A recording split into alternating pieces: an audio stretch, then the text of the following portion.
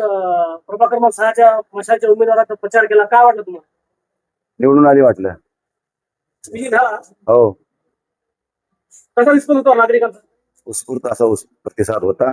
कारण ह्या ठिकाणी समोरच्या पार्टीकडून उभं टाकलेले उमेदवार हे सगळे क्रिमिनल माइंडचे लोक आहेत. त्या ठिकाणी माता भगिनी ह्यांचा सुद्धा सन्मान करायचा त्यांना कधी शिकवलेलं नाही दिसत मला.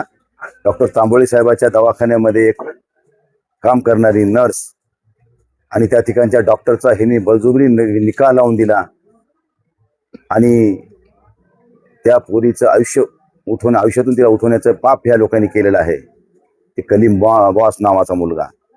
त्यामुळे अशा लोकांना निवडून द्यायचंय का आपण? आणि बाकी ते मोईन कबाडी साहेब आता माझे मित्र होते, पण त्यांचा मुलगा जरा वेगळ्याच मार्गाने चालतोय.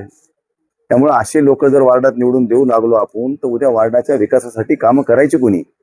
त्यामुळे ह्या प्रभागातल्या चारही उमेदवार स्वच्छ प्रतिमेचे, निर्व्यसनी आणि समाजाभिमुख काम करणारे हे चारही उमेदवार आहेत आणि त्याच्या पाठीशी आमदार खासदार आम्ही दोघं आहोत. त्यामुळं ह्या लोकांना चारही उमेदवाराला निवडून द्यावं अशा स्वरूपाचं आव्हान मी प्रभाग क्रमांक 6 मधील सर्व माझ्या माता भगिनी नागरिकांना करतो. आपण कुठलाही मनात संकोच ठेवू नका. आताच आमदार साहेबांनी सांगितलं की माझ्या पतसंस्थेतून बचत गटाचं काम करणाऱ्या प्रत्येक बचत गटाला बिनव्याजी 5 लाख रुपयापर्यंतचं कर्ज मी देणार आहे. त्यामुळं असा उदयोन्मुख नेता, जे समाजाच्या हितासाठी काम करणारा, तुमच्या पाठीशी असल्यावर तुम्ही कोणाचीही चिंता करायची गरज नाही.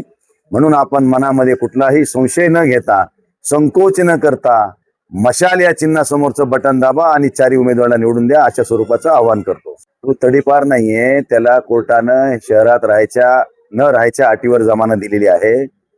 रात्रीच मी PI बोललो की बाबा त्याला इथं निर्बंध असताना तुम्ही तो इथं शहरामध्ये वावरतोय ह्याच्या बाबतीतलं तुम्ही लिडिंग करा. SP साहेबाला सांगून त्यांचे आदेश घेऊन तात्काळ त्याला पावबंद करा.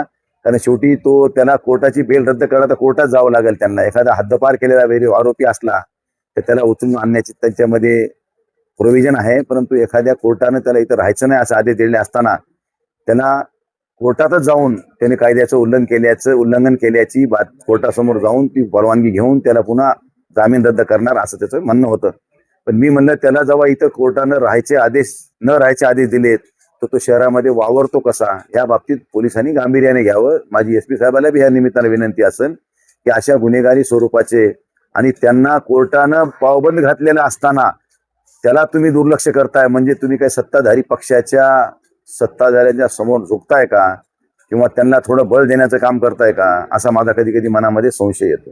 सर, रहीमनगरमध्ये दुसऱ्या नगरमध्ये तुमच्या उमेदवारांना रोखण्यात आलंय, थोडं चाप चालू आहे, त्याच्यात तुमचं काय म्हणतं? काही रोखणार नाही. बघा, लोकांना रोखू शकता, मतदाराला नाही रोखू शकत ना. शेवटी आम्ही तुम्हाला देतो म्हणायचं आणि मध्ये मतदान वाशायला हाणायचं. शेवटी देवेंद्र फडणवीस साहेब म्हणले शेतकऱ्याची कर्ज माफ करू, आमचा मुख्यमंत्री होऊ द्या. आता झाल्यावर म्हणते तसं म्हणावंच लागते. तसं लोकांनी म्हणायचं हा तुमकुच दे रे अंदर जाणे का मशाल को मारणे का चलो.